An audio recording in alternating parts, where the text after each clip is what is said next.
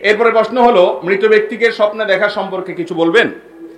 মৃত ব্যক্তিকে স্বপ্নে দেখলে কি করতে হয়? আমাদের অনেক ভাইরা জিজ্ঞাসা করেন যে আমি মা বাবাকে স্বপ্নে দেখেছি মৃত, তাকে মৃত যেহেতু আমি স্বপ্নে দেখেছি, তাহলে এখন তাকে আমি কি করব, কি করতে হবে?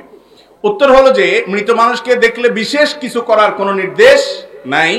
তবে আপনার কোনো আত্মীয় স্বজন পরিচিত লোক, তাকে আপনি স্বপ্নে দেখেছেন, স্বপ্নে দেখার পর আপনার কাছে মনে হয়েছে লোকটা বোধহয় কোনো কষ্টে আছেন, তাহলে তার পক্ষ থেকে আপনার আল্লাহর কাছে ইস্তেগফার করবেন, ক্ষমা প্রার্থনা করবেন, তার জন্য দোয়া করবেন, তার পক্ষ থেকে দান সাদাকা করবেন, তার পক্ষ থেকে হজ উমরা করার সুযোগ থাকলে সেটা করবেন, মৃত ব্যক্তির জন্য যা যা করা যায় সেগুলো করবেন।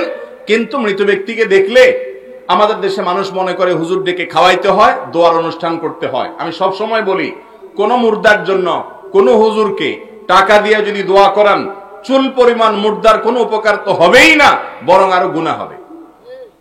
কথা বুঝেন নাই?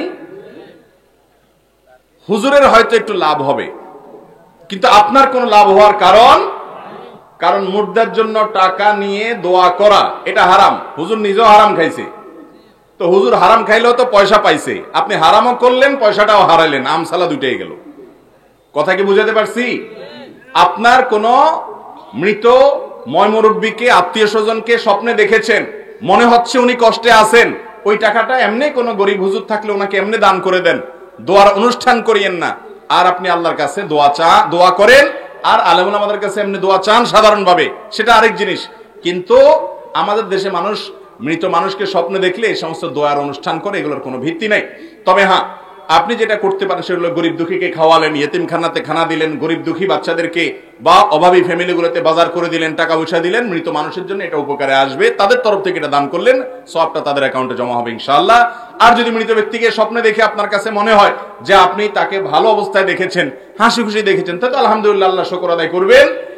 আর যদি কোনো ব্যাখ্যা আপনার কাছে ক্লিয়ার না হয়, তারপর আপনি তার পক্ষ থেকে ইস্তেগফার করতে পারেন। মৃত ব্যক্তিকে স্বপ্নে দেখলে অমুকটা করতে হবে, তমুকটা করতে হবে, এত মানুষ খাওয়াইতে হবে, এত মানুষকে বসে দাওয়াত দিতে হবে, এরকম কোনো বিশেষ ফরম্যাট বা বাধ্যবাধকতা ইসলাম ঠিক করে দেয় নাই।